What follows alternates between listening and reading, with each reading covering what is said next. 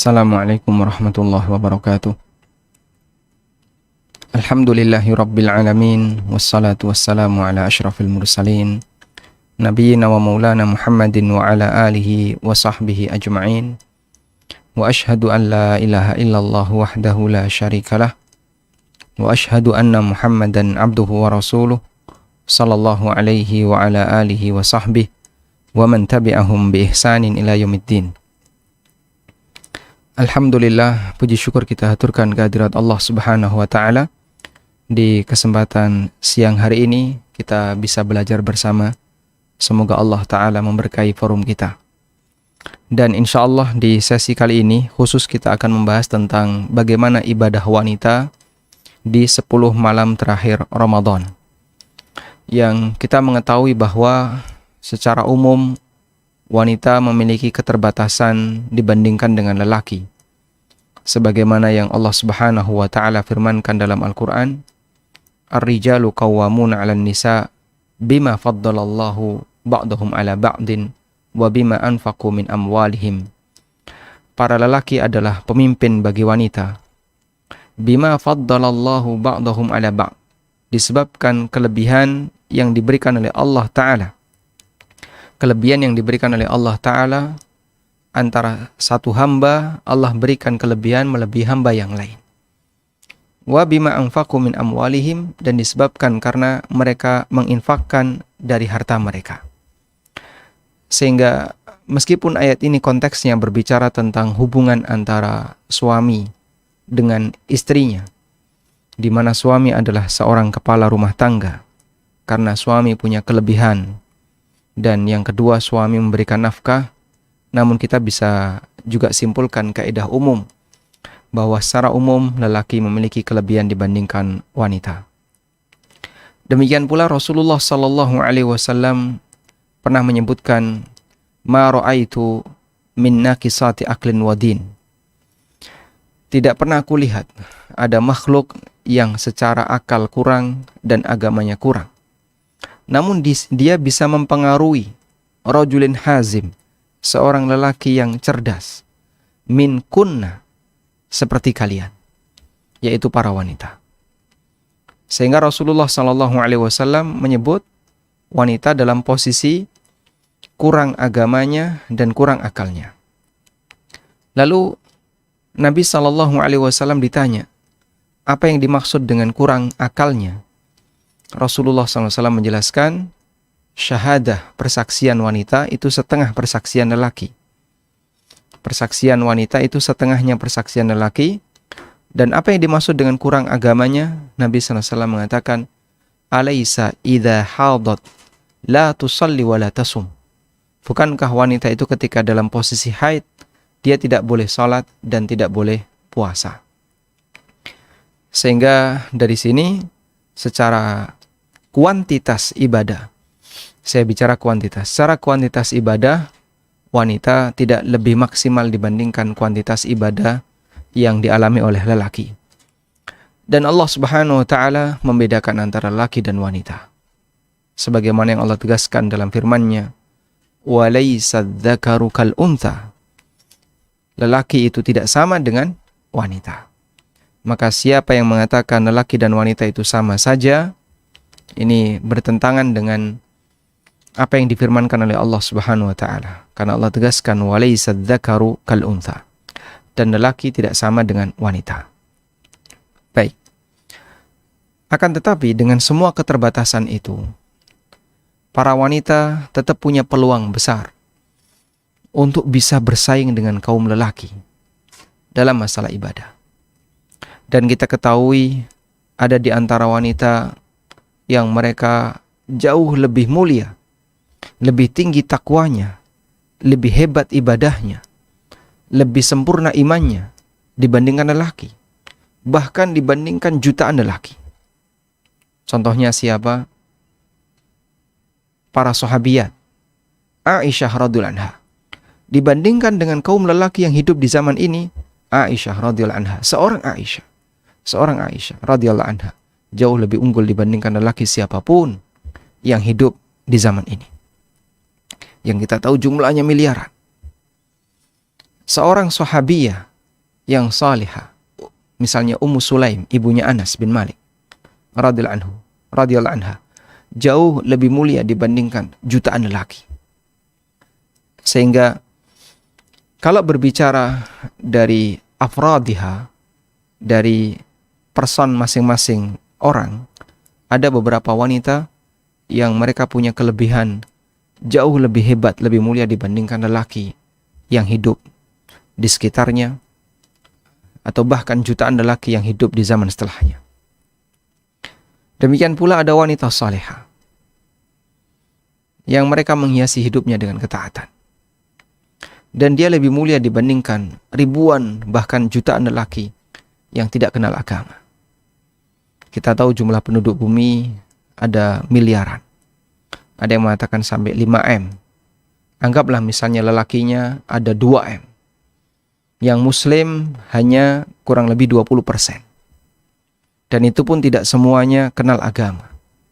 Seorang wanita yang salihah, qanitah, hafizah, muhafizah, yang dia menjaga kehormatan, afifah, dan dia hafal Quran, muhafizah, dan dia orang yang selalu melakukan ibadah, qanitah, taat, bisa jadi lebih unggul, jauh lebih unggul dibandingkan malayin rijal, dibandingkan jutaan lelaki. Artinya siapapun wanita punya kesempatan yang sama untuk meraih kemuliaan, sebagaimana lelaki juga punya kesempatan. Meskipun dari sisi peluangnya, secara umum mereka lebih kecil dibandingkan lelaki, sebab wanita mengalami haid dan mengalami halangan. Baik, saya awali dengan mengutip perkataan Juwaybir, seorang ulama yang hidup di masa tabi'in. Dikutip oleh Al-Hafidh Ibnu Rajab dalam kitab beliau Lataiful Ma'arif. Ada perkataan dari Juwaybir, beliau mengatakan, aku pernah bertanya kepada Imam Ad-Dhahhak ulama tabi'in, ara'aitan nufasa wal haid wal musafir wal naim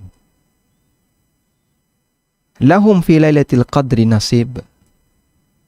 Bagaimana pendapatmu tentang wanita yang sedang mengalami nifas, atau wanita haid, atau musafir, atau orang yang ketiduran? Apakah mereka juga bisa mendapatkan bagian di Lailatul Qadar? Kita tahu wanita haid ketika Lailatul Qadar, atau wanita yang sedang nifas ketika Lailatul Qadar, mungkin semalaman dia haid, semalaman dia nifas, sehingga nggak ada peluang sekecil apapun bagi dia untuk salat. Lalu menurut jumhur ulama yang mengatakan haram bagi wanita haid baca Quran, dia nggak bisa baca Quran. Sehingga secara peluang lebih kecil untuk bisa mendapatkan nilai pahala, kuantitas pahala dibandingkan lelaki. Lalu apa kata Ad-Dhahhak? Apakah wanita semacam ini juga bisa mendapatkan jatah untuk ibadah di Lailatul Qadar? Qala, kata beliau, na'am, kata Imam Ad-Dhahhak, betul. Kullu man taqabbalallahu amalahu.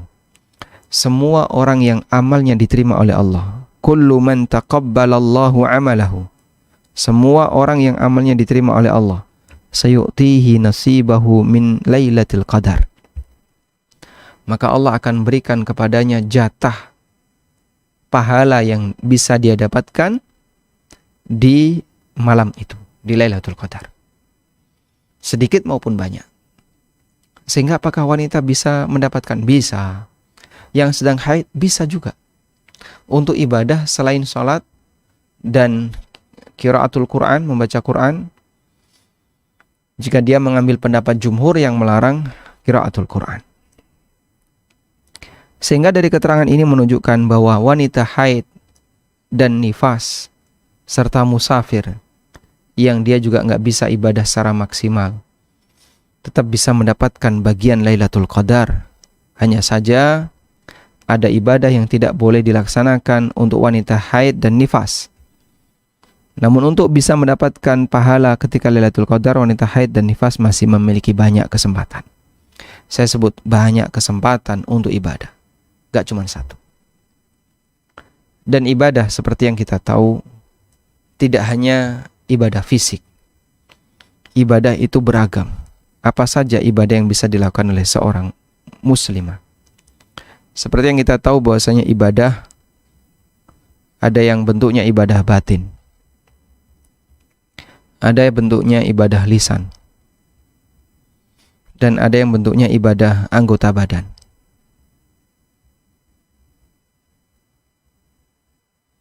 Ada banyak macam ibadah.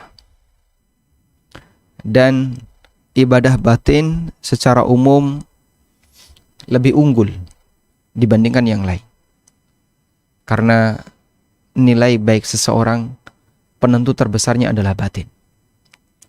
Sebagaimana yang disabdakan Nabi SAW, ala wa inna fil jasadi mudghah idza saluhat saluhal jasadu kullu wa idza fasadat fasadal jasadu kullu. Dalam diri kita ada segumpal darah, segumpal daging. Kalau ini baik-baik semuanya, kalau buruk-buruk semuanya. Ala wahyal qalb, itu adalah hati. Dan Abu Hurairah radhiyallahu anhu mengatakan, al-qalbu malikun wal a'dha'u junuduhu. Hati itu ibarat raja, sementara anggota badan kita adalah pasukannya. Sehingga ketika ini baik, maka yang lain jadi baik. Karena itulah terkadang ibadah ini bisa menghasilkan sesuatu yang besar dan dominan. Nilai kekuatannya mengalahkan ibadah lisan dan anggota badan. Dan ibadah batin itu gak kenal istilah hadas. Tidak kenal istilah hadas. Orang dalam posisi hadas besar bisa gak ibadah batin? Bisa. Contohnya Pak, tawakal, pasrah, ridho kepada takdir. Contoh yang lain, cinta Allah. Contoh mahabbatullah. Contoh yang lain, ta'alluqul qalbi billah. Memiliki ketergantungan batin dengan Allah. Dan semua bentuk ibadah batin yang bentuknya adalah ketergantungan hati kepada Allah. Al-khawf minallah, al-khasyah, ar-raghbah. Al-khasyah, rasa takut, punya harapan. Ar-raghbah war-rahbah. Ar-raghbah, berharap terhadap karunia Allah. Rahbah, takut terhadap ancaman Allah. Itu semuanya adalah ibadah batin. Nah. Dan sebagaimana perkataan Ibnu Mas'ud radhiyallahu anhu, bahwa salah satu di antara kelebihan para sahabat Nabi SAW adalah karena para sahabat adalah orang yang hatinya paling baik. Seperti yang pernah dikatakan oleh Ibnu Mas'ud radhiyallahu anhu, innallaha tala'a ala qulubil ibad. Sesungguhnya Allah memperhatikan hati para hambanya. Fayara anna qalba Muhammadin khairu qalbi ibadihi. Kemudian Allah melihat hati Muhammad sallallahu alaihi wasallam adalah hati yang terbaik di antara para hambanya. Fakhtarahu fastafahu birisalatihi wa nubuwatihi. Maka Allah pilih beliau untuk dijadikan sebagai rasul, dijadikan sebagai nabi. Beliau dapat wahyu. Tsumma tala'a ala qulubil ibad. Kemudian Allah melihat hati para hamba. Fara'a anna khaira qulubihim qulubu ashabi. Lalu Allah melihat hati yang terbaik di antara manusia adalah hati para sahabatnya. Lalu kata Ibnu Mas'ud, fakhtarahum li suhbati nabiyhi sallallahu alaihi wasallam. Kemudian Allah pilih mereka untuk mendampingi nabinya sallallahu alaihi wasallam. Sekarang coba kita lihat teks hadisnya ya. Hadis dari Ibnu Mas'ud. Hadis ini penting sekali untuk kita pahami nilai dari kelebihan para sahabat.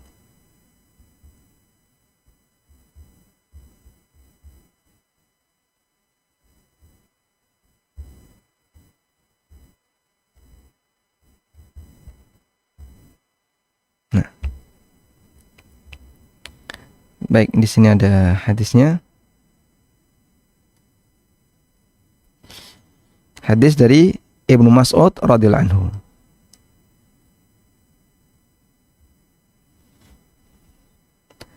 Inna Allah nazara fi qulubil ibad. Allah melihat hati seluruh hambanya. Wa wajada qalba Muhammadin sallallahu alaihi wasallam khaira qulubil ibad. Lalu Allah menjumpai hati Muhammad sallallahu alaihi wasallam adalah hati hamba yang terbaik. Fastafahu li nafsi. Maka Allah pilih beliau untuk dirinya. Wa bata'athahu bi risalati. Dan Allah pilih beliau, Allah tunjuk beliau untuk membawa risalahnya. Thumma nadhara fi qulubil ibad. Kemudian Allah melihat hati para hamba. Ba'da qalbi Muhammadin. Setelah Allah melihat hatinya Muhammad. Wa wajada quluba ashabihi khaira qulubil ibad. Lalu Allah jumpai hati terbaik di antara sahabat. Hati terbaik adalah hati para sahabat. Faja'alahum wuzara'a nabiyhi. Maka Allah jadikan mereka sebagai teman nabinya, sebagai sahabat nabinya. Sehingga sahabat itu manusia pilihan. Yang kata Ibnu Mas'ud, karena mereka punya hati yang terbaik. Dan riwayat ini sahih, ya. Di footnote disebutkan hadis riwayat Ahmad, Al-Bazzar, Abu Nuaim dalam Hilyatul Auliya, dan juga disebutkan oleh Ibnu Qayyim dalam Al-Furusiyah, dan dinilai hasan oleh Ibnu Hajar. Nah, yang ini menunjukkan bahwa hati yang baik itu adalah ibadah yang paling unggul di sisi Allah Subhanahu wa taala, ibadah hati. Sekarang coba kita lihat di antara bentuk ibadah hati. Ridha kepada ketetapan Allah. Ketetapan Allah ada yang sifatnya ketetapan syar'i dan ada ketetapan takdir. Ketetapan Allah ada yang sifatnya ketetapan syar'i dan ketetapan takdir.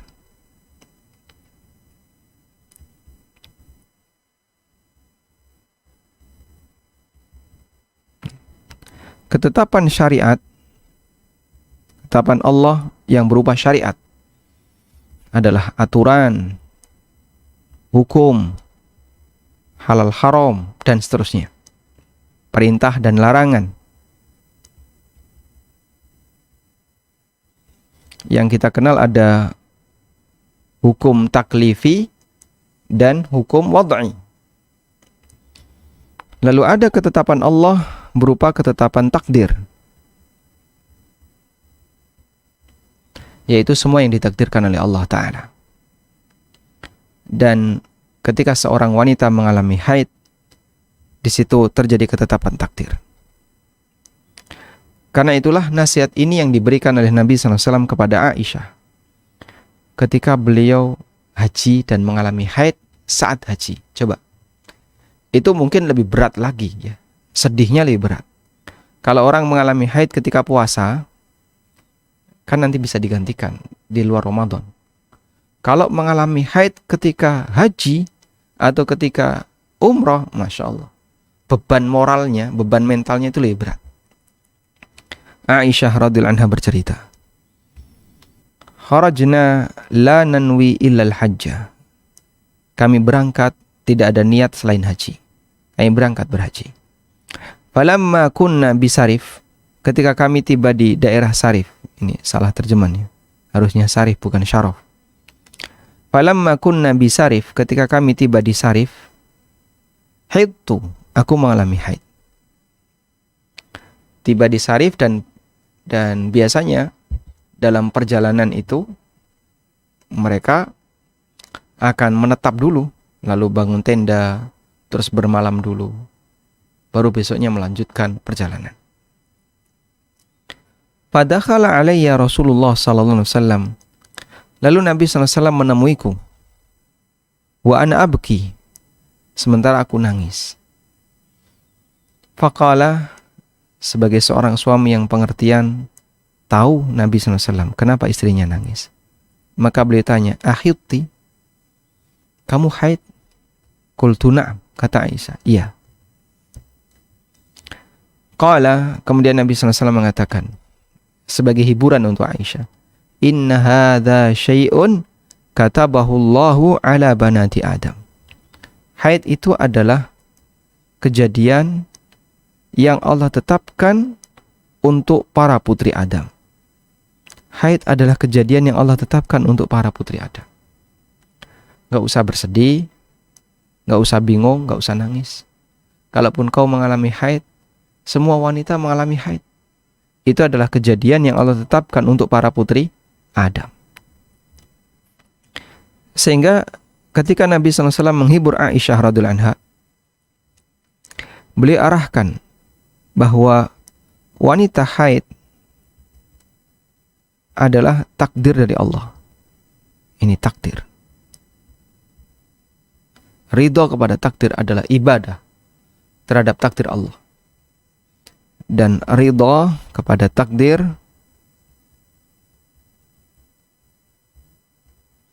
adalah ibadah.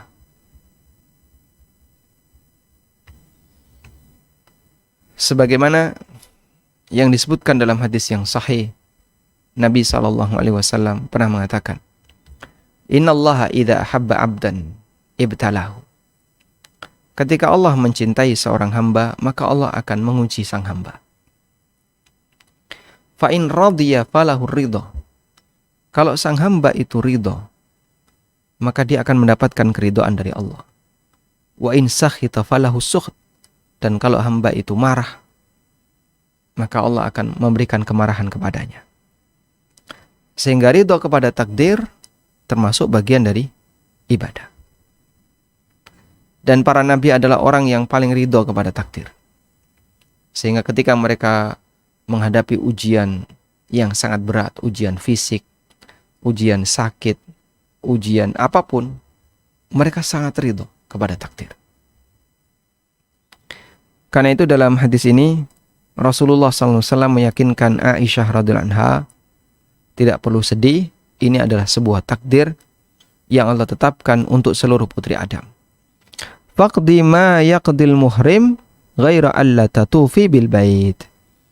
Karena itu silahkan lakukan apapun yang dilakukan oleh orang yang ihram selain tawaf di Ka'bah.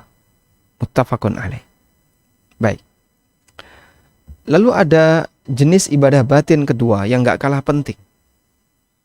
Dan di sini kami sebutkan, kami angkat sebuah hadis yang semoga bisa ngasih motivasi kepada kita.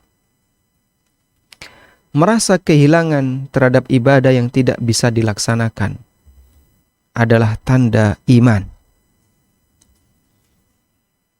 Sehingga mungkin sedih. Sedih itu tidak dilarang ya. Mungkin Anda akan sedih. Kenapa saya nggak bisa sholat?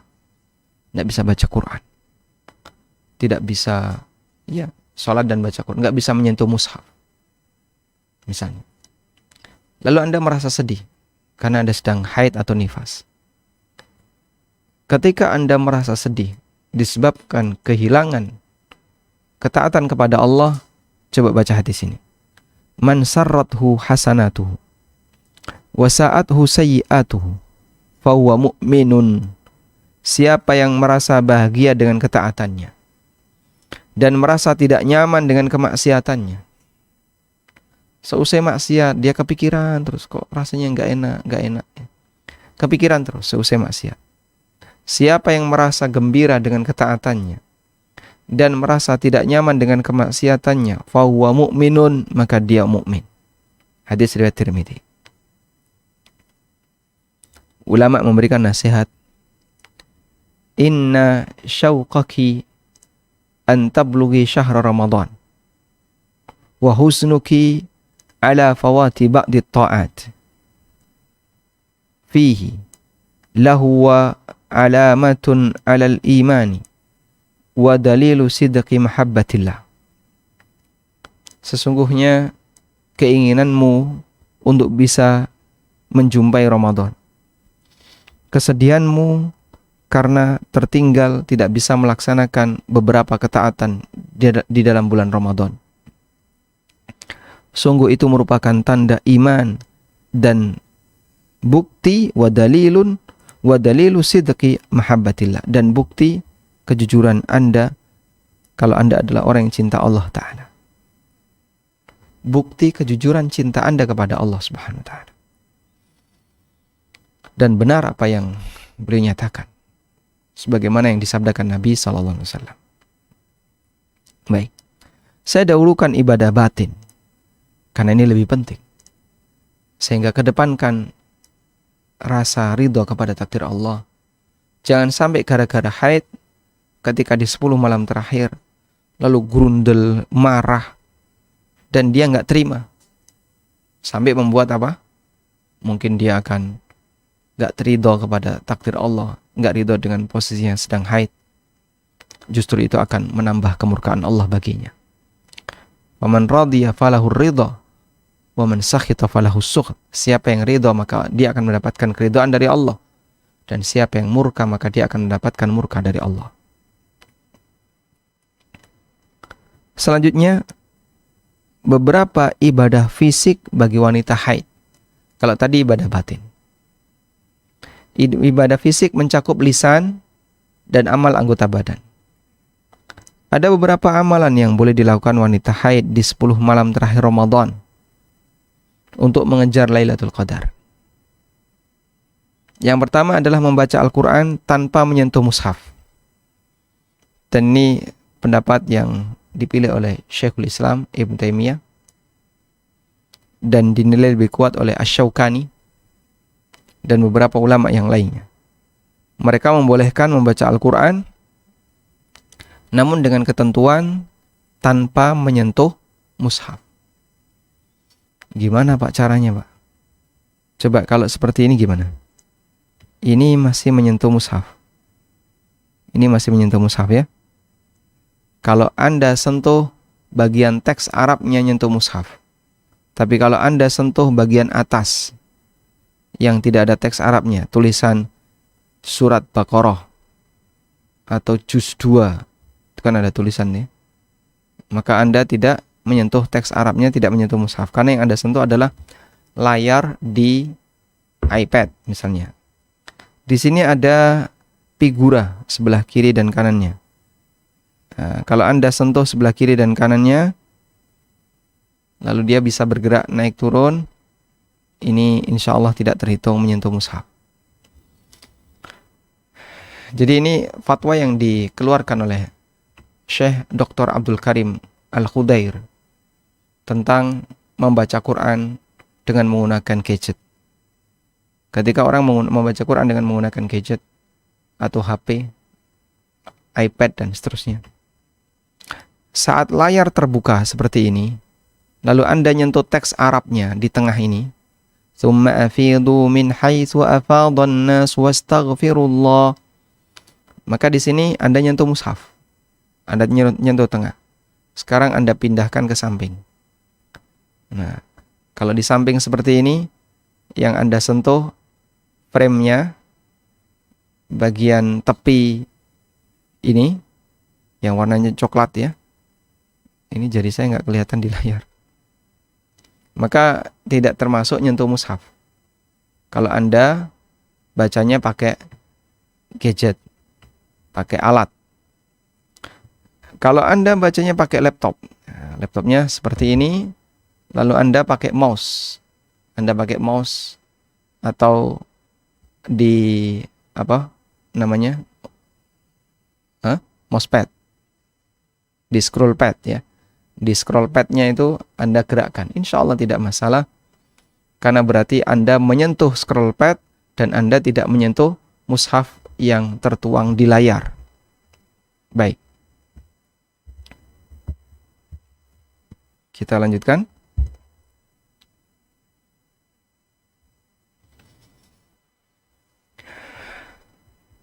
Kemudian termasuk di antara yang bisa dilakukan adalah berzikir dengan memperbanyak bacaan tasbih.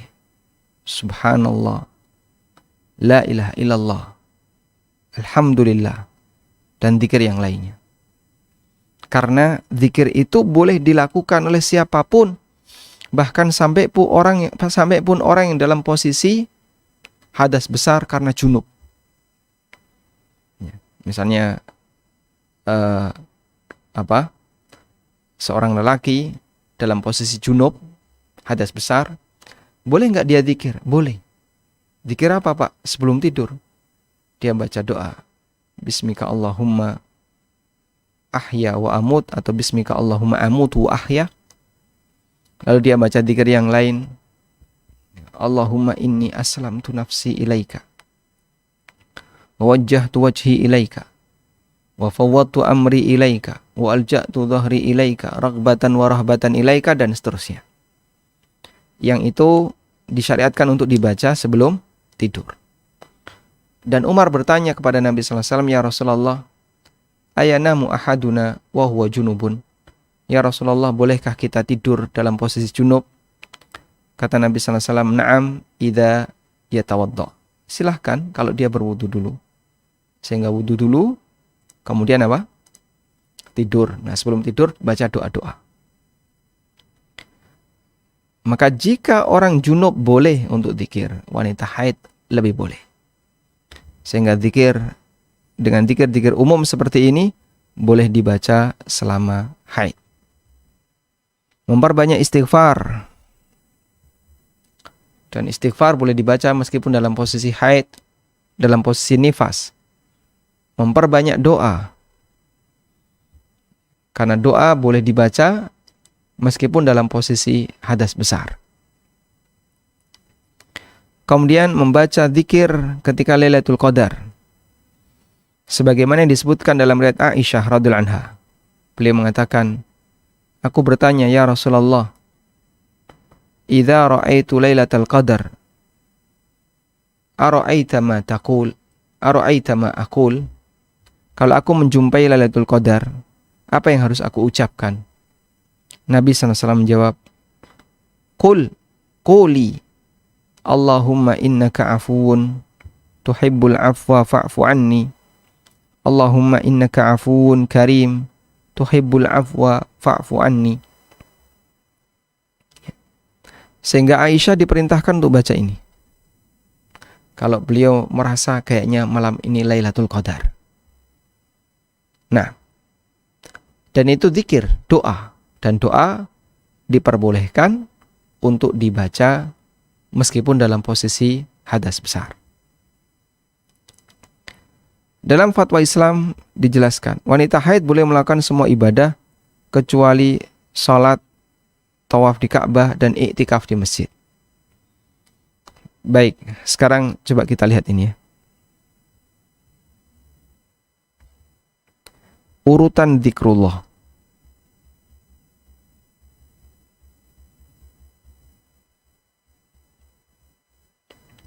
Urutan zikrullah. Zikrullah itu bertingkat. Yang paling tinggi tingkatannya adalah membaca Al-Quran.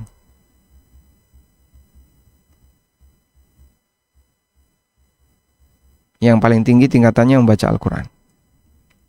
Karena itu, dalam baca Al-Quran, teksnya harus persis.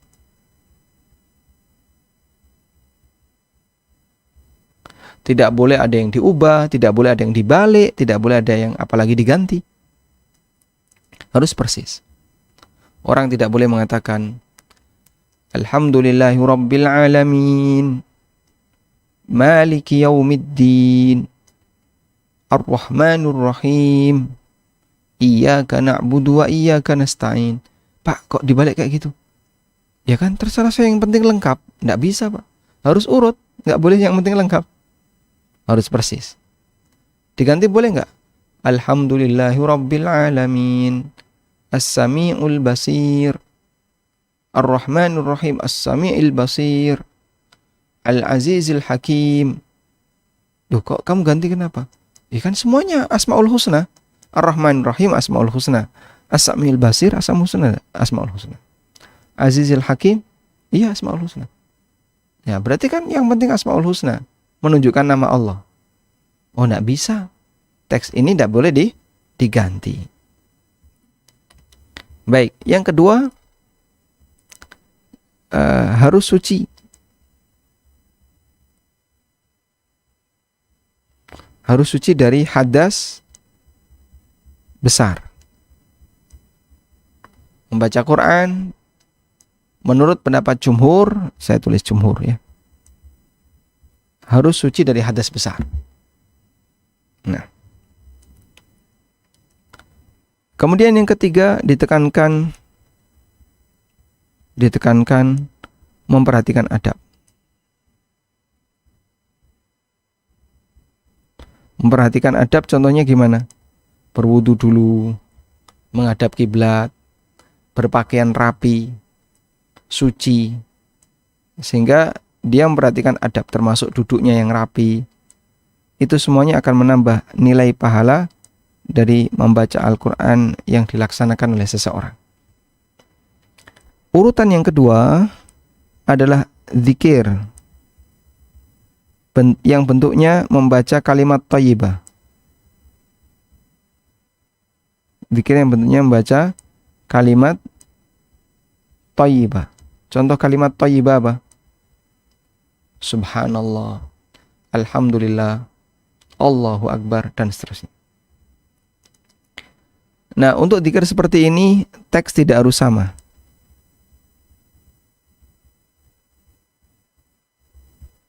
Teks tidak harus sama. Boleh nggak Pak kita beda dengan teks? Silahkan. Subhanarrahman, La ilaha illarrahman. Kemudian Alhamdulil malikil jabbar, Alhamdulillahilladzi, dan seterusnya. Seperti itu boleh. Meskipun yang paling bagus sesuai teks. Subhanallah, Alhamdulillah, Allahu Akbar. Yang kedua, tidak harus. Yang kedua, tidak harus suci dari hadas. Orang boleh junub dan orang boleh berzikir meskipun dalam posisi junub. Sebagaimana tadi sudah kita sampaikan. Sehingga hadas pun diperbolehkan untuk berzikir. Sebab zikir itu tidak ada batasnya. Kecuali di tempat yang tidak memungkinkan untuk zikir, yaitu ketika buang air dan ketika seseorang sedang melakukan hubungan badan. Yang ketiga, doa. Isinya adalah permohonan. Dan doa ini yang isinya adalah permohonan, dia sifatnya paling longgar. Maka tidak harus bahasa Arab. Kalau zikir kan yang penting bahasa Arab.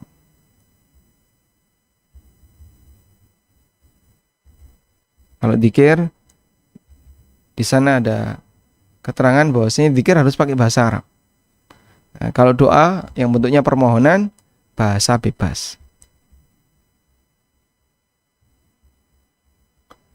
Sehingga mana yang lebih ketat aturannya, baca Quran atau zikir? Baca Quran. Yang lebih ketat aturannya antara baca Quran dengan doa, baca Quran lebih ketat. Baca Quran paling ketat aturannya. Itu menunjukkan bahwa membaca Quran ada aturan khusus yang harus dihargai oleh setiap muslim. Sebab yang dia baca adalah firman Allah Ta'ala. Nah, kemudian Aisyah menceritakan Nabi SAW ketika memasuki 10 terakhir Ramadan, syadda mi'zarahu, beliau kencangkan stutnya, dikencangkan sarungnya. Wa ahya lailahu, dan beliau hidupkan malam harinya. Wa aiqadha ahlahu, dan beliau bangunkan para istrinya, keluarganya. Muttafaqun alaih. Nah, di sini ada kalimat kata Aisyah, wa ahya lailahu, malamnya dihidupkan. Menghidupkan malam bagaimana? Ada keterangan. Menghidupkan Lailatul Qadar tidak hanya dengan salat, namun mencakup semua bentuk ibadah. Di sini Al-Hafidz Ibnu Hajar mengatakan, wa ahya lailahu. Nabi SAW menghidupkan malam Lailatul Qadar. Ai saharahu bit-ta'ah. Artinya beliau bergadang di malam tersebut untuk melakukan ketaatan. Dia bergadang untuk melakukan ibadah. An-Nawawi mengatakan, ai istagraqahu bis-sahar. bis salati wa ghairihi. Dia menghidupkan Lailatul Qadar adalah maknanya adalah menghabiskan waktu malam tersebut dengan bergadang untuk sholat dan amal ibadah yang lainnya. Dihabiskan waktu malamnya dengan bergadang untuk sholat dan amal ibadah yang lainnya. Artinya tidak harus sholat. Tidak hanya sholat, tapi mencakup ibadah yang lain. Wallahu a'lam. Baik. Dan yang paling penting adalah jaga semangat. Begini. Miliki niat jujur untuk taat. Miliki niat jujur untuk taat. Sehingga seperti ini menjadi salah satu di antara faktor Allah akan memberikan hidayah bagi sang hamba untuk rajin ibadah. Sekarang coba kita lihat ayat ini.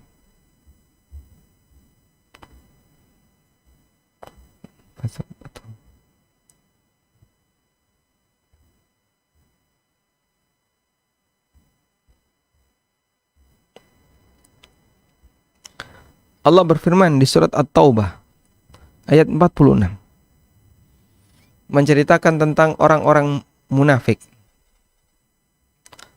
Orang munafik, mereka ketika Nabi SAW sedang mau berperang, orang munafik ada yang maju mundur untuk ikut nggak. Lalu Allah Ta'ala sindir. Walau aradul khuruja.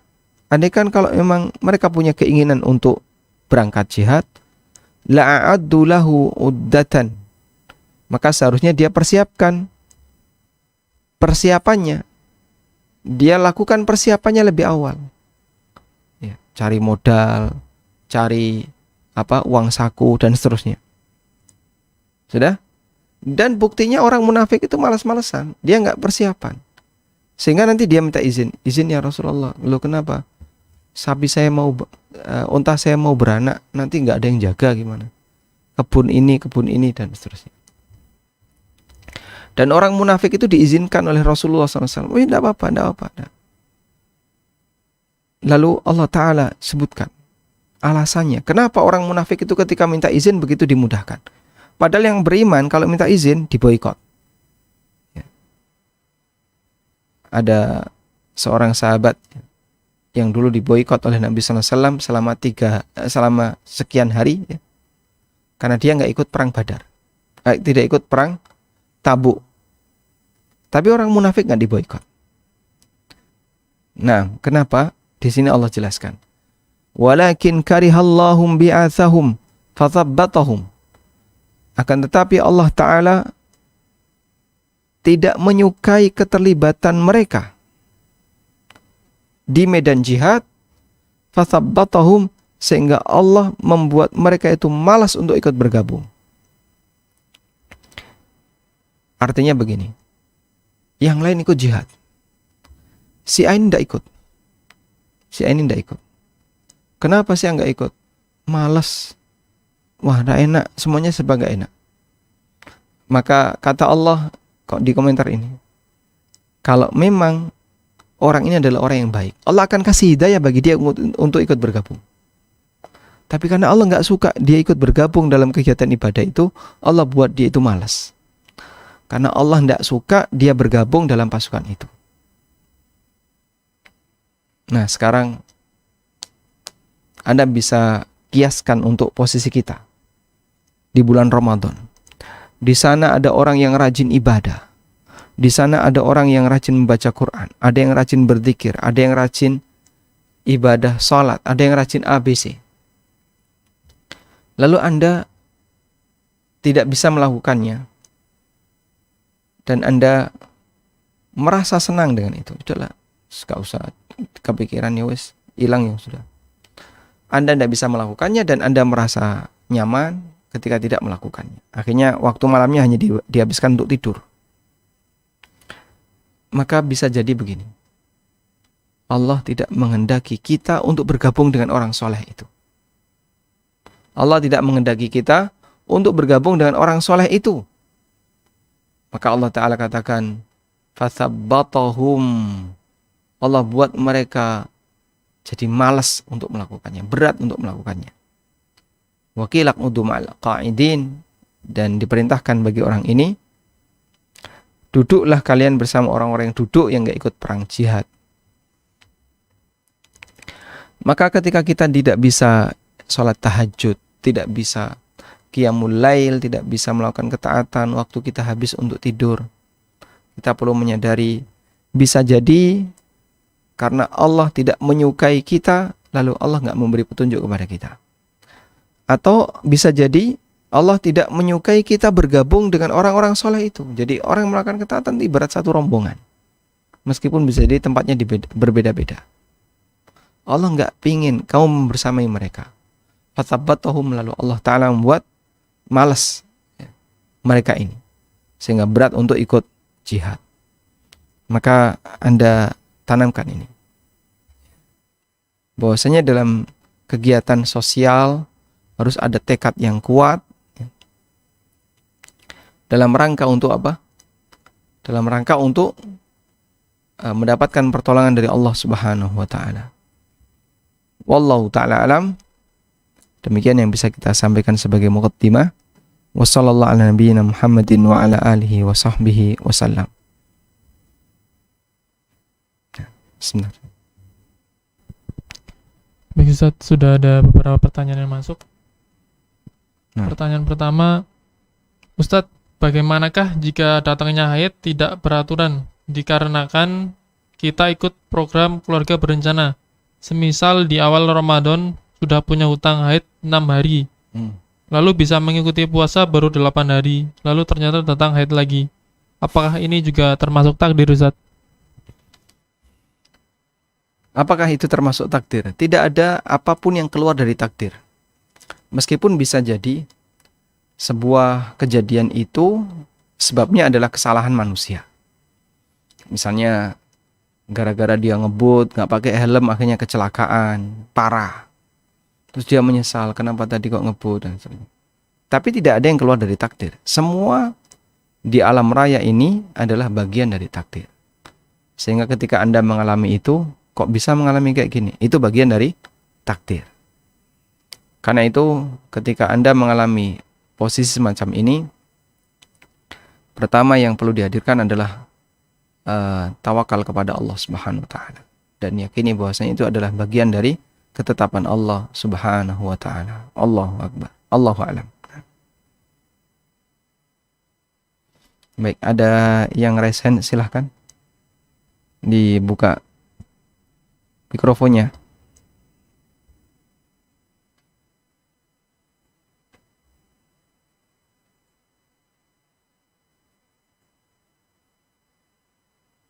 Baik, silahkan.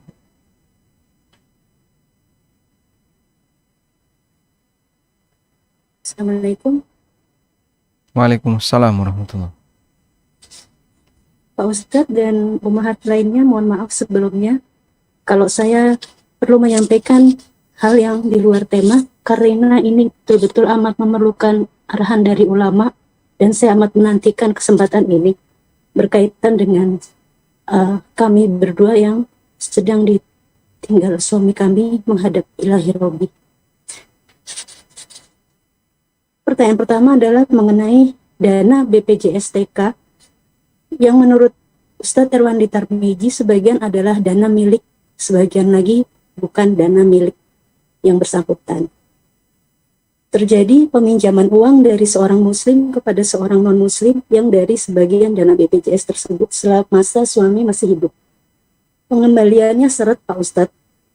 Dan piutang bukankah termasuk yang harus dizakati? Pengembaliannya bagaimana? Pengembaliannya? Pengembaliannya seret, Pak Ustadz. Seret. Tidak lancar. Apakah mungkin itu bisa disikapi sebagai dana yang bukan hak milik si muslim?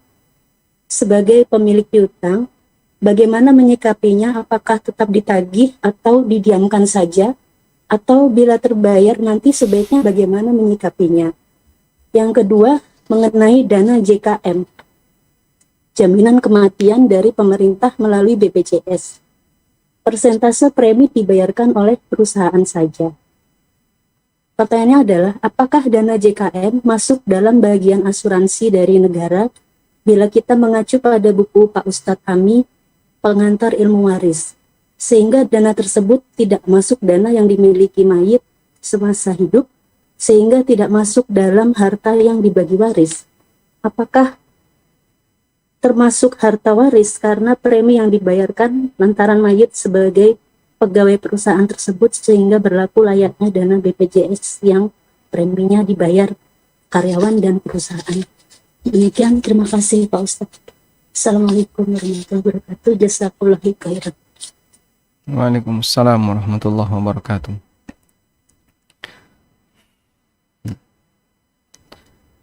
Pertama yang kami pahami bahwa untuk skema BPJS yang itu adalah dari perusahaan, di mana perusahaan membayarkan preminya atas nama karyawannya, hakikatnya adalah perusahaan memberikan hadiah kepada karyawan, tapi hadiah itu tidak bisa diterima dalam bentuk uang, tapi diberikan dalam bentuk nilai premi yang dibayarkan ke asuransi BPJS. Terlepas dari adanya polemik terkait hukum BPJS, anggaplah misalnya kita memilih pendapat yang mengatakan hukumnya boleh.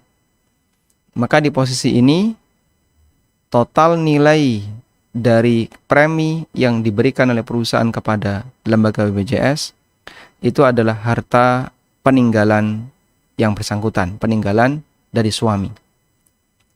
Sehingga dia masuk sebagai warisan. Sebab itu hadiah yang diberikan oleh perusahaan kepada suami semasa kerjanya. Akumulasinya berapa? Akumulasinya anggaplah misalnya 20 juta. Terus dari BPJS dikasih berapa? Dikasih 30 juta. Maka yang 20 juta ini warisan, yang 10 juta sisanya tambahan dari BPJS ini bukan warisan. Dan kalau bukan warisan, nanti dikembalikan kepada tujuannya. Ini akan diberikan ke siapa? Kalau BPJS tidak memberikan tujuan, maka statusnya sebagaimana uang takziah. Uang takziah. Dana takziah, kotak yang ditaruh di rumah duka, lalu orang masukin amplop, uang dan seterusnya. Dana takziah semacam ini, dia bukan warisan. Dan sebagai konsekuensinya karena bukan warisan, maka dana ini nanti boleh diberikan kepada ahli waris, boleh diberikan kepada ahli waris dengan cara bebas. Laki perempuan sama boleh. Anaknya yang laki dan anak perempuan dibuat sama silahkan. Atau dibagi rata, ibu dapat sekian, anak-anaknya dapat sekian, silahkan. Karena dia bukan warisan, sebab dana ini muncul setelah yang bersangkutan meninggal. Kan tidak ada istilah dana kematian, santunan kematian sementara orangnya belum mati. Kalian kumpulin dulu ya di rumah saya, nanti kalau saya sudah mati, yang sudah deposit nggak usah ngisi kotak infak lagi. Tidak ada kayak gitu. Orang akan datang membawa dana untuk disumbangkan ketika ada salah satu anggota keluarga di tempat itu yang meninggal dunia. Baik, sehingga yang kami pahami seperti yang dinyatakan Ustadz Irwandi, sebagian adalah milik mayit, karena itu adalah hadiah dari perusahaan kepada mayit, dan sebagian adalah dari BPJS. Nah, ini perlu diketahui untuk apa, untuk tujuan siapa BPJS ngasih itu. Kalau tanpa tujuan, maka boleh dibagi rata untuk seluruh ahli waris. Nah, kemudian bagaimana kalau dipinjam oleh seseorang dan sudah lama nggak balik-balik, orangnya seret untuk mengembalikan. Karena seret maka tidak wajib dizakati. Zakatnya nunggu setelah dibayar. Ketika dibayar langsung dikeluarkan zakat sekali. Wallahu a'lam. Pertanyaan selanjutnya, Ustadz, bagaimanakah caranya untuk beriktikaf di rumah? Jazakallahu khairan. Allah berfirman, "Wala tubashiruhunna wa antum aakifuna fil masajid." Janganlah kalian menggauli istri kalian, melakukan hubungan badan ketika kalian sedang iktikaf di masjid. Sehingga ini dalil bahwasanya iktikaf hanya boleh dilakukan di masjid. Karena itu, jika di rumah tidak disebut sebagai iktikaf. Sebab rumah bukan termasuk tempat ibadah yang diwakafkan di mana orang boleh bebas untuk mengaksesnya. Dan Allah Subhanahu wa taala perintahkan Nabi Ibrahim alaihissalatu wassalam. Allah perintahkan kepada Nabi Ibrahim, "Antahhira baitiya lit-ta'ifina wal-'akifina war-ruka'is sujud." Bersihkanlah rumahku lit-ta'ifin, agar dipakai untuk orang yang tawaf, wal-'akifin, dan untuk orang yang iktikaf, war-ruka'is sujud, dan untuk orang yang rukuk dan sujud. Masya Allah. Sehingga dalam ayat ini Allah Subhanahu wa taala menyebut bersihkan rumahku, dan itu adalah Masjidil Haram. Maka yang bisa dipakai itikaf adalah masjid. Maka yang kami pahami, jika ada wanita yang di rumah sholatnya, berarti yang bersangkutan tidak itikaf. Dan ketika di rumah beribadah, ya insya Allah tetap mendapatkan pahala ibadah di malam hari. Semoga salah satunya bertepatan dengan Lailatul Qadar, sehingga pahalanya lebih baik daripada 1000 bulan. Wallahu a'lam. Yang selanjutnya, ini banyak yang bertanya hal yang sama. Ustadz, terjemahan Al-Quran apakah termasuk mushaf Al-Quran, dan bolehkah menyentuh Al-Quran bagi wanita haid dengan memakai sarung tangan, Ustadz?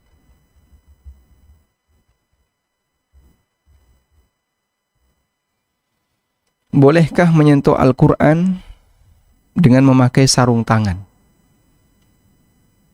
Jawabannya pakai kias ya, saya gunakan kias. Kalau Anda pakai sarung tangan lalu diajak salaman lawan jenis yang bukan mahram, bersedia nggak? Nggak bersedia. Oh jangan Pak Ustadz. Kenapa? Ya meskipun pakai sarung tangan, tetap kita tidak boleh bersentuhan dengan non mahram. Baik, maka hukumnya sama dengan Al-Quran. Ketika seorang wanita tidak diperbolehkan menyentuh mushaf dengan tangannya yang terbuka, maka seperti itu pula ketika dia menyentuh dengan menggunakan sarung tangan, hukumnya sama. Sebab sarung tangan ini sifatnya hanya mengikuti, menyentuh sarung tangan ya sama seperti mengikuti, seperti menyentuh tangan. Anda pakai jilbab, pakai baju, pakai jilbab, keluar rumah, ditepok sama lelaki, pundaknya ditepok, gimana kira-kira? Risih. Kamu kok megang-megang saya? Saya megang jilbab ibu, bukan megang pundak ibu. Apakah dihukumi memegang harus kulit menyentuh kulit? Tidak. Meskipun yang terpegang adalah pundak yang tertutupi, sudah pakai baju, pakai hijab, tertutupi kain beberapa lapis, tapi tetap kita akan marah ketika diberlakukan seperti itu. Kita tidak mau, karena kita menyadari ini hukumnya dilarang. Karena itu pula ketika menyentuh mushaf, meskipun Anda pakai sarung tangan, hukumnya tidak diperbolehkan. Wallahu a'lam. Dan ada kaidah yang mengatakan at-tabi'u tabi', yang mengikuti hanya mengikuti, yang turunan hanya mengikuti. Sekarang berikutnya, bolehkah wanita haid memegang kitab tafsir? Di sini saya bacakan keterangan yang disebutkan dalam ensiklopedia fikih, Mausu'ah Fiqhiyah. Yajuzu 'inda jumhuril fuqaha'i lil muhdits massa kutubit tafsir. Menurut mayoritas ulama, bagi orang yang hadas diperbolehkan untuk menyentuh kitab-kitab tafsir. Wa in kana fiha ayatun minal Qur'an, meskipun dalam kitab itu ada ayat Al-Quran. Wa hamluha wal mutala'atu fiha, boleh dia bawa, dia tenteng, boleh juga dia buka-buka, dia kaji. Wa in kana junuban, meskipun dia dalam posisi junub. Qalu, para ulama mengatakan, li'anna al-maqsuda minat tafsir ma'anil Qur'an, Karena kitab tafsir itu, sasaran dari kitab tafsir adalah makna Quran. La tilawah, bukan tilawah Quran. Fala tajri alaihi ahkamul Quran, sehingga tidak berlaku hukum Al-Quran. Tidak berlaku hukum Al-Quran. Baik, dipahami insyaallah ya. Kemudian wasarraha Syafi'iyah, dan Syafi'iyah menegaskan bi annal jawaza masyrutun fihi ay yakuna at-tafsiru aktsara minal Qur'an li adamil ikhlali bi ta'dhimihi hina idzin. Syafi'iyah menegaskan bahwasanya hukum bolehnya orang yang junub menyentuh Quran atau wanita haid menyentuh Quran disyaratkan tulisan tafsirnya lebih banyak, lebih dominan dibandingkan teks Qur'annya. Sehingga tidak lagi disebut menyepelekan kemuliaan Al-Quran. Walaysa huwa fi ma'nal mushaf, dan tidak lagi disebut sebagai mushaf. Di buku ini misalnya, ini buku judulnya Hakadha Ashu Ma'al Quran. Di sini ada banyak sekali teks-teks Al-Quran. Tapi kalau saya nyentuh buku ini, kamu bawa apa? Bawa buku bacaan. Tidak disebut bawa mushaf, meskipun di dalamnya ada banyak teks Al-Quran. Karena yang kita bawa adalah buku yang isinya tentang tema tertentu dan bukan Al-Quran. Wallahu a'lam. Nah, Quran terjemahan itu termasuk tafsir. Quran terjemah itu termasuk kitab tafsir. Karena terjemah Al-Quran itu tidak bisa. Yang bisa diterjemahkan adalah makna dari Quran. Maka kalimat yang disampaikan dalam terjemahan Al-Quran adalah Al-Quranu wa tarjamatu ma'anihi. Al-Quran wa tarjamatu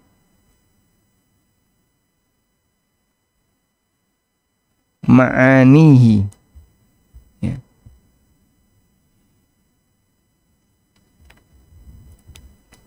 Al-Quran dan terjemah maknanya. Selalu kalimatnya seperti itu. Nah, saya lihat yang mushaf bahasa Indonesia ya, yang diterjemahkan ke dalam bahasa Indonesia. Al-Quran dan terjemah maknanya. Jadi Quran yang diterbitkan oleh pemerintah Saudi yang ada percetakannya di Madinah, tuh kalimatnya kayak gini, gak kurang terang ya. Jadi tulisannya Al-Quranul Karim wa tarjamatu ma'anihi ilal lughah titik-titik. Al-Quranul Karim wa tarjamatu ma'anihi wa tafsirihi. Sehingga selalu dia dinyatakan wa tarjamatu ma'anihi. Baik. Maka terjemah Quran itu aslinya adalah tafsir. Tafsir lalu diterjemahkan tafsirnya. Cuman tadi dalam mazhab Syafi'iyah ditegaskan dalam satu buku itu dominan terjemahan, dominan teks yang bukan Quran. Tapi kalau teks Qurannya gede, terjemahnya cuma kecil. Ini namanya hamish. Di sini ada Quran hamish, kalau di rumah saya ada ya. Jadi ada Quran ya. Terus ada tafsir ringan di sebelah kanan dan kirinya. Ini tetap dihukumi Quran. Karena lebih sedikit kanan kirinya, namanya hamish ya. Tapi kalau dominan terjemah, penjelasan dominan, maka itu masuk kategori tafsir. Wallahu a'lam.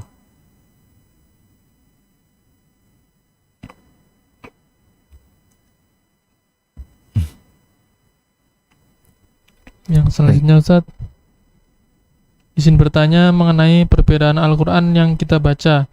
Misal di satu sisi kita ingin membaca Al-Quran dengan mushaf, tapi di sisi lain kita harus membacanya dengan Al-Quran terjemahan.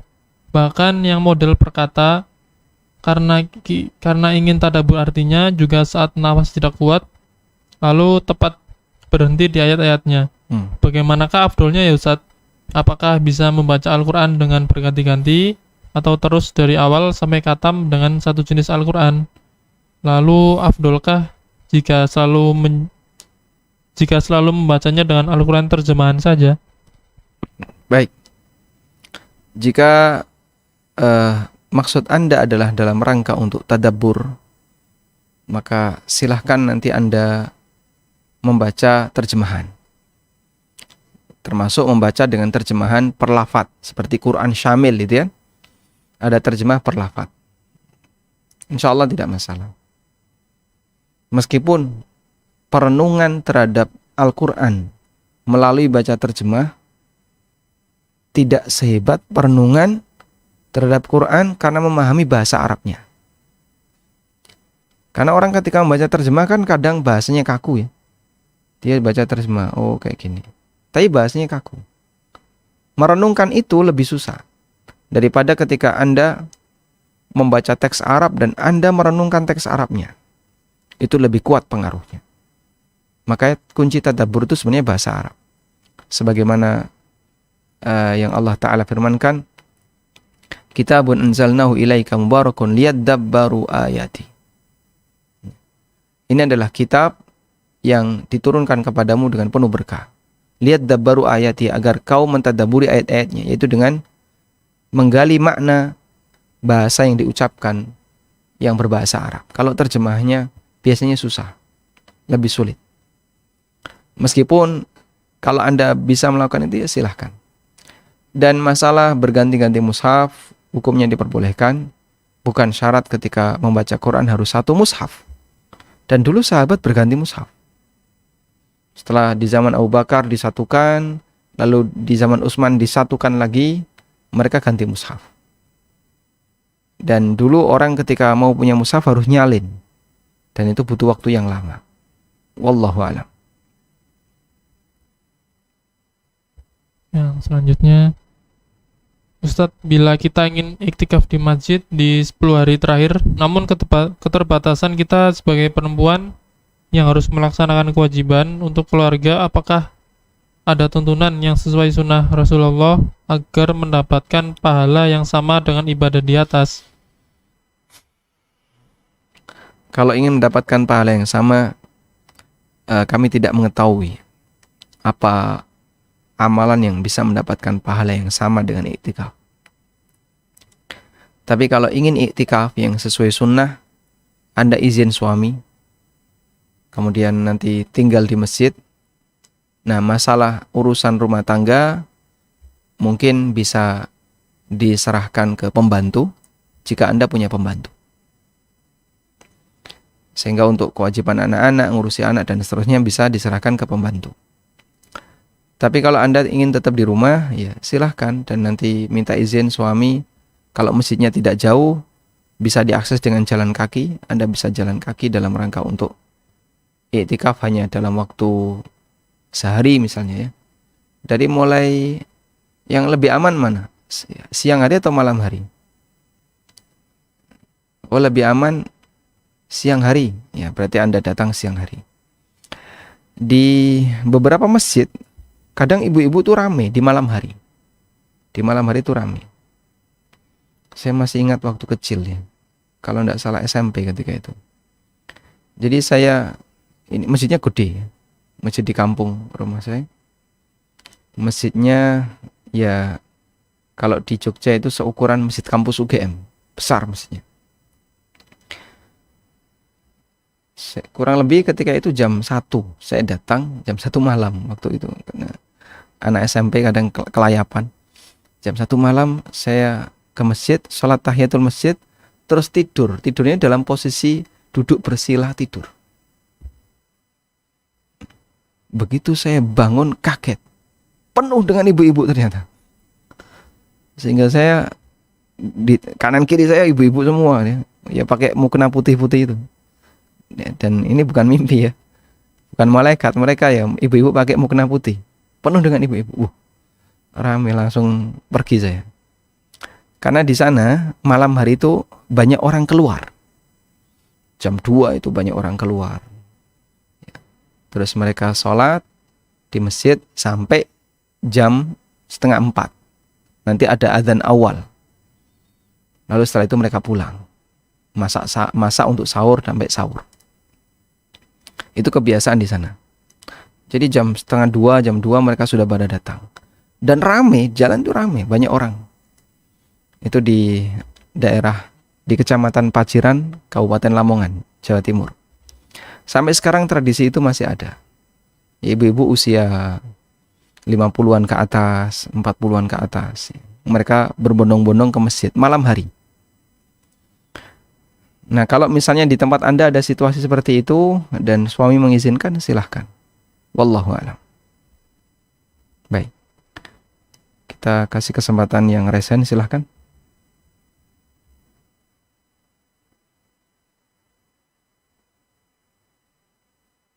Boleh tambah pertanyaan nggak Pak Ustadz? Gimana? Berikan berkaitan dengan yang tadi atau gimana? Baik, silakan. Tadi ada masih kurang dikit Pak mengenai dana BPJS yang menjadi piutang itu tadi Pak. Dana BPJS itu kan ada yang sebagian memang milik karyawan karena ada gaji yang dipotong masuk ke situ, sebagiannya tidak. Nah, karena pengembaliannya seret, apakah ini bisa menjadi tanda bahwa dana itu bukan hak si muslim mungkin, gitu. Makanya seret gitu. Nah, kalau seperti itu, bagaimana menyikapinya? Apakah tetap ditagih atau didiamkan saja? Atau bila terbayar nanti, sebaiknya bagaimana menyikapi piutang yang terbayar itu? Karena kalau memang itu mungkin bukan dana yang menjadi hak si Baik. karyawan tersebut gitu Pak Ustaz. Terima kasih. Indikatornya sebenarnya bukan seret dan tidak seret ya. Bisa jadi kita punya harta halal, dibawa orang, dicuri orang, dan seterusnya. Tapi kita yakin itu halal. Hasil keuntungan jual beli yang tidak ada masalah. Dan Anda dapatkan dengan cara yang halal. Tapi kok ditagih, dibawa orang, kadang ditipu, lalu kita kehilangan harta. Dan itu bukan tanda kalau itu adalah harta haram. Kemudian yang kedua, jika urusannya adalah ditagih atau tidak ditagih, itu kembali kepada ahli waris, karena itu hak mereka. Apabila ahli waris merasa ridho untuk tidak ditagih, ya silahkan, sehingga jadi tabungan dia di akhirat. Tapi kalau dia ridho dan tidak ditagih, dia tidak ridho dan tidak ditagih, tidak ridho dan tidak ditagih, maka nanti mungkin dia tagih di akhirat. Berkali-kali ditagih, selalu menghindar, orangnya nggak mau tanggung jawab, bahkan mungkin kadang harus sampai berantem dan seterusnya. Akhirnya Anda merasa capek, ya sudahlah, nggak ada kesempatan lagi di dunia, yang di akhirat. Atau yang Anda merasa ridho, maka jadi tabungan pahala, insya Allah. Wallahu a'lam. Baik, silakan. Assalamualaikum warahmatullahi wabarakatuh. Waalaikumsalam. Saya tidak puasa Pak Ustadz karena saya lagi hamil tua. Di siang hari waktu saya itu dihabiskan, kalau pagi saya ngajar. Pulang ngajar saya harus ngurus rumah, masak. Saya punya anak kecil umur 5 dan 7 tahun. Sementara di malam harinya, kan kalau lagi hamil ini Pak Ustadz kondisi lemah, susah tidur gitu kan Pak Ustadz. Walau saya udah menghidupkan alarm, udah terbangun, tapi saya sulit kali untuk bangun gitu Pak Ustadz. Jadi saya kan ibu hamil yang saya tahu nggak boleh minum kopi, saya paksain minum kopi kan Pak Ustadz. Tapi tetap saya itu nggak bisa tahajud karena harus menyuapi anak-anak. Kalau nggak disuapi nanti mereka nggak makan sahur gitu kan Pak Ustadz. Jadi saya berpikir di siang hari saya nggak mendapatkan doa mustajab seperti orang berpuasa. Dan di malam hari juga saya terhalangi dalam beribadah. Jadi saya berpikir apa saya termasuk salah satu orang yang tidak diberi taufik oleh Allah. Termasuk salah satu orang yang dihalangi Allah untuk berbuat ketaatan gitu Pak Ustadz. Sementara saya nggak punya pembantu. Semua saya kerjakan sendiri. Saya kelelahan. Saya baca Quran pun gini Pak Ustadz. Kalau saya baca Al-Quran itu nggak bisa maksimal. Ibadah saya nggak maksimal, jadi saya sedih gitu kan. Saya udah berusaha biar saya bisa, ya paling nggak bisa mengikuti lah ibadah orang-orang yang berpuasa. Ya, mohon nasihatnya Pak Ustadz, apa prasangka saya ini benar ya? Itu Pak Ustadz. Barakallahu fikum. Assalamualaikum warahmatullahi wabarakatuh. Waalaikumsalam warahmatullahi wabarakatuh.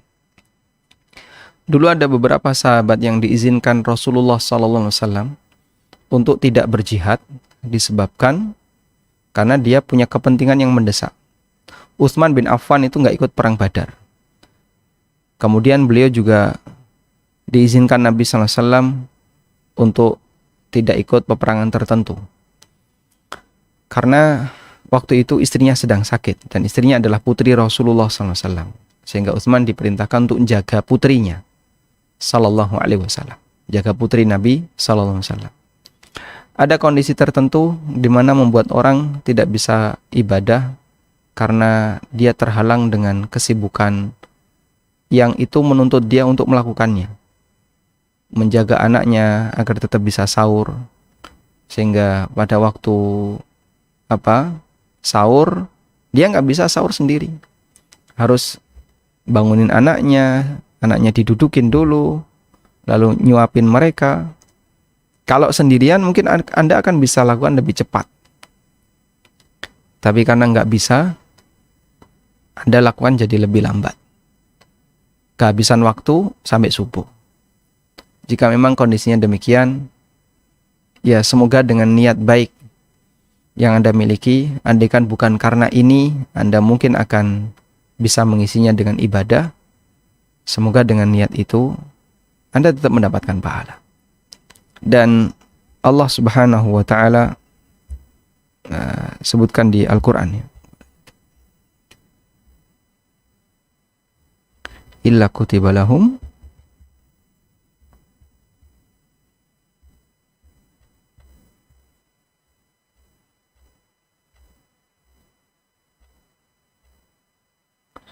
ada beberapa orang di Madinah yang dia tidak bisa ikut jihad disebabkan karena uzur. Wala yata'una mauti'an.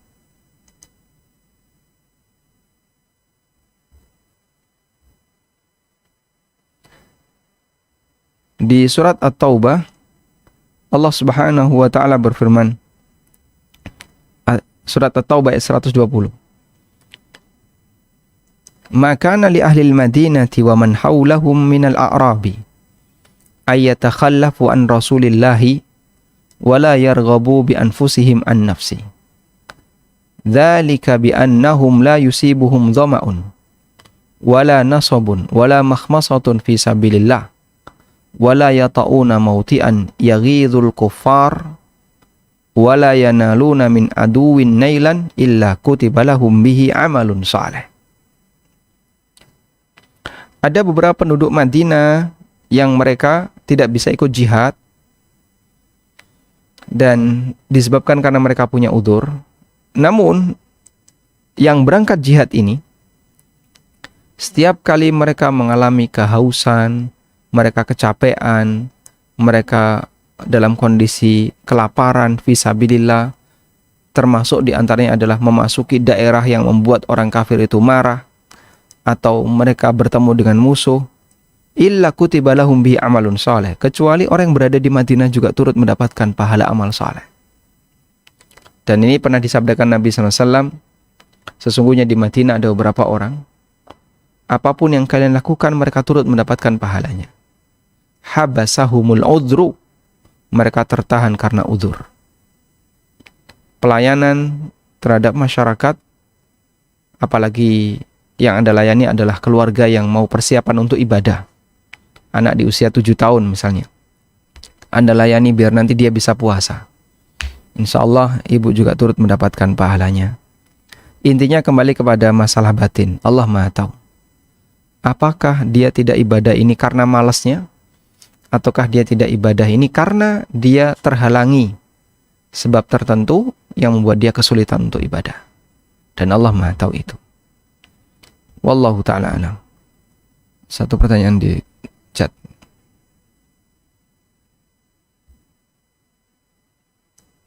Bismillah. Pertanyaan yang terakhir Ustaz. Ustadz, bila tadarus yang lebih baik, yang mana ya Ustadz? Baca cepat-cepat agar bisa segera khatam, atau baca pelan namun tidak bisa cepat khatam Ustadz? Baca cepat tapi Anda bisa memenuhi setiap hak huruf sehingga bisa lebih banyak. Ini dilakukan oleh sebagian ulama. Baca lambat dengan maksud agar bisa tadabbur terhadap ayat-ayatnya, ini juga dilakukan oleh sebagian ulama. Sehingga ada dua metode yang dilakukan oleh para ulama dalam baca Quran di bulan Ramadan. Ada yang baca cepat. Imam Syafi'i rahimahullah dalam riwayat yang meskipun ini diperselisihkan, tapi ada yang menilai dhaif, meskipun kita juga nggak tahu alasan kenapa dia mendhaifkan. Dalam sebuah riwayat, Imam Syafi'i rahimahullah menghatamkan Al-Quran semalam.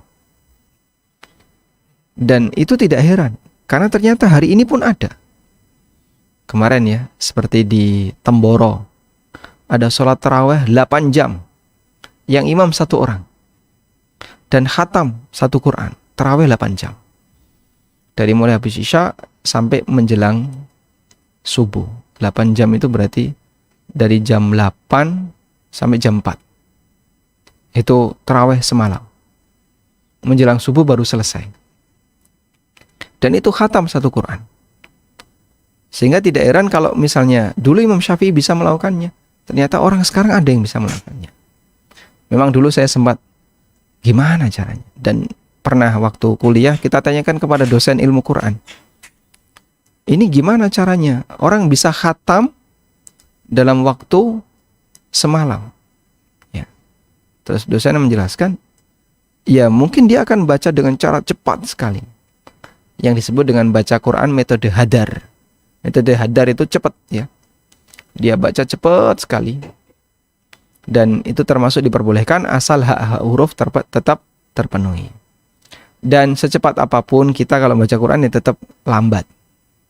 Karena ini kita bukan termasuk orang yang terbiasa. Sehingga lafadznya ketika menjumpai kata-kata tertentu kecantol-kecantol, salah-salah. Nah, karena itu insya Allah Anda baca cepat ada pendahulunya, ada ulamanya, dan Anda baca lambat pun ada ulamanya. Wallahu alam. Namun kalau boleh disarankan sebaiknya Anda baca lambat. Yang penting semua haknya terpenuhi, hak huruf terpenuhi, dan Anda bisa tadabbur, insya Allah lebih bagus. Demikian sebagai materi di kajian kesempatan ini. Semoga Allah Ta'ala memberkahi apa yang kita pelajari. Allahumma anfa'na bima 'allamtana wa 'allimna ma yanfa'una warzuqna ilma. Wa sallallahu ala nabiyyina Muhammadin wa ala alihi wa sahbihi wa sallam. Wa akhiru da'wana anil hamdulillahi rabbil alamin. Wassalamualaikum warahmatullahi wabarakatuh.